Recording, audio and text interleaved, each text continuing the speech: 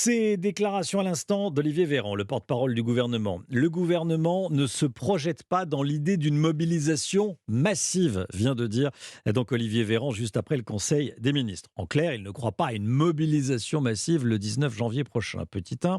Et puis il a déclaré également que la réforme, en tout cas que Emmanuel Macron avait dit à ses ministres lors de ce Conseil des ministres que la réforme des retraites était indispensable et vital.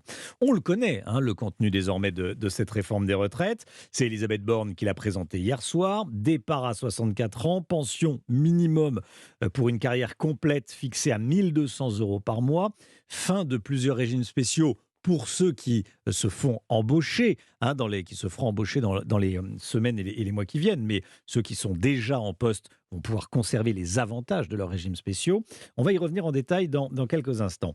Toutes ces nouveautés concernent évidemment plusieurs millions de Français. Certains voient leur plan établi depuis plusieurs années complètement chamboulé. Alors qu'est-ce que vous en pensez de cette réforme des retraites? Mélina Fachin est avec nous depuis une rue commerçante de Strasbourg. Bonjour Mélina.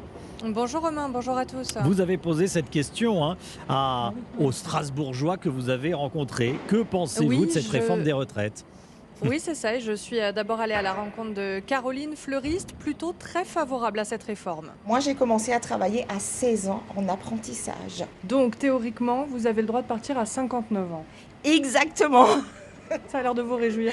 Évidemment, évidemment. Vous savez, nous les artisans, on travaille en moyenne 70 heures par semaine, il faut le savoir, pour des très petits salaires. Nous, c'est la passion qui nous porte.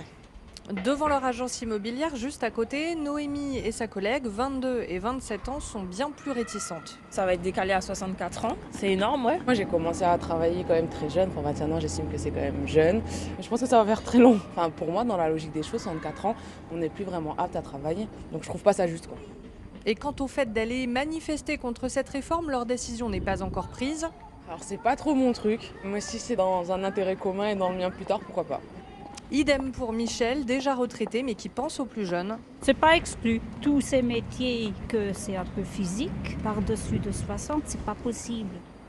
À voir maintenant s'il y aura bien une manifestation ici à Strasbourg le 19 janvier prochain. Mélina Fachin en direct de Strasbourg. Merci beaucoup Mélina.